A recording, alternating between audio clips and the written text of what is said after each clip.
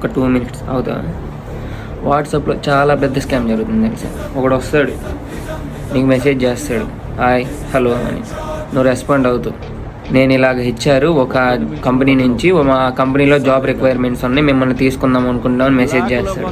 చిన్నగా వాడు వాళ్ళకి సంబంధించినవి అన్నీ చెబుతూ ఉంటాడు, కంపెనీకి సంబంధించి.